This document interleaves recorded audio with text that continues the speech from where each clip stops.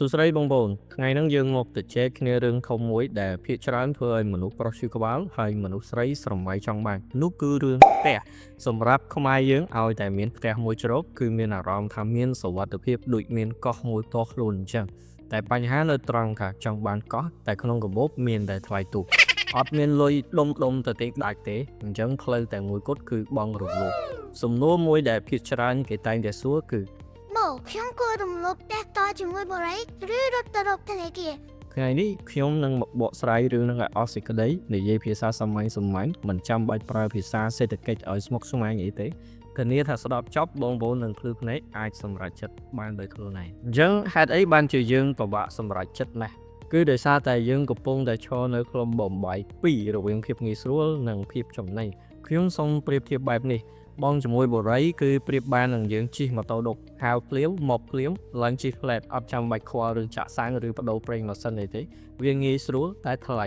ទី2គឺបងជាមួយធនាគារគឺដូចយើងមានម៉ូតូខ្លួនឯងយើងត្រូវរត់ឯកសារធ្វើស្លាកលេខត្រូវចាក់សាំងខ្លួនឯងត្រូវចេះខែតនខ្លួនឯងវារៀងស្មុគស្មាញបន្តិចមែនប៉ុន្តែជិះបានយូរហើយចំណាយលុយតិចជាងអញ្ចឹងឥឡូវខ្ញុំសូមរើសយកបរិយមកនិយាយមុនសិនហេតុអីបានជាមនុស្សភាគច្រើនគាត់រើសយកបរិយព្រោះវាងាយស្រួលអត់ត្រូវការឆែក CBC ទេហើយបរិយខ្លះអត់ត្រូវការឯកសារចំណូលទៀតបងប្អូនខ្លះគាត់រកស៊ីលក់ដូរតាមផ្សារគាត់រកតាក់ស៊ី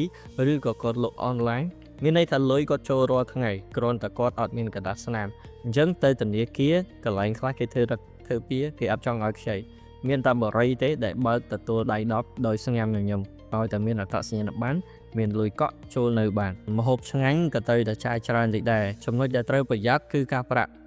នៅបរិយជាទូទៅគឺរៀបខ្ពស់ជាងធនាគារបន្តិចកន្លែងខ្លះអាចឡើងដល់12%ទៅ18%ឧទាហរណ៍ឲ្យស្រួលយល់បើបងប្អូនជំពាក់បរិយ$10000មួយឆ្នាំបងប្អូនត្រូវបង់ការប្រាក់ប្រហែលជា$1000ដែរនឹងហើយដែលចាស់គាត់និយាយថាស្រួលមុនតែយ៉ាប់ក្រោយគឺបងអត់ងាយអស់ទេជំនួសទី2គឺធនាគារ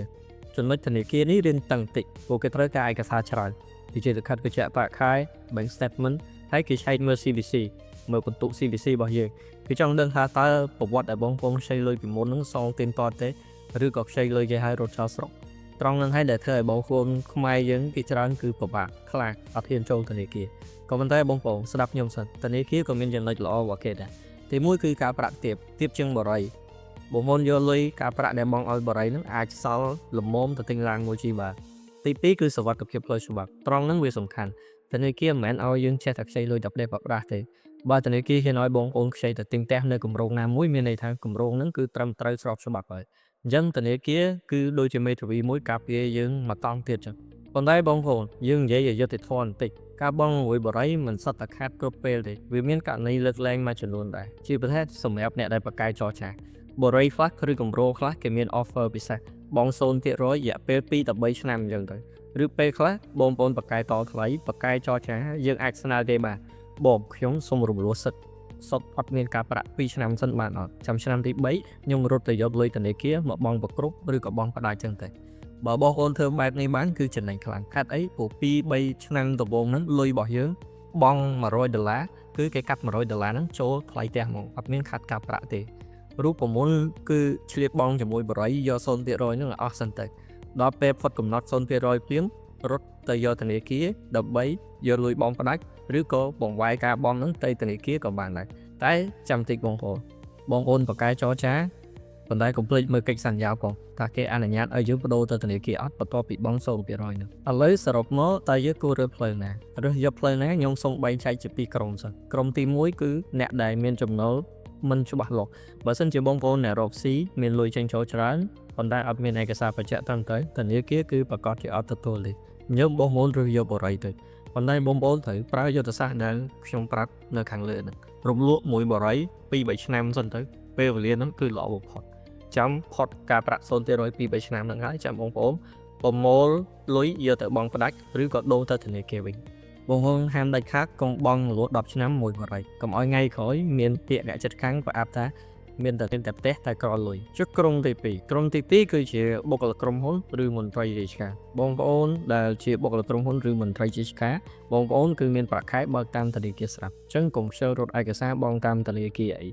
យើងរត់ឯកសារទៅហត់ប្រហែលជាមួយអាទិត្យពីរអាទិត្យប៉ុន្តែបងប្អូនចំណេញលុយច្រើនគិតមើលទៅតើមួយណាចំណេញជាងជាចុងក្រោយខ្ញុំមានពាក្យចេញពីបេះដូងមួយជូនទៅបងប្អូនទាំងអស់គ្នាបងប្អូនក្នុងមួយជីវិតរបស់យើងផ្ទះគឺជាទ្រព្យដែលមានតម្លៃបំផុតដែលធំបំផុត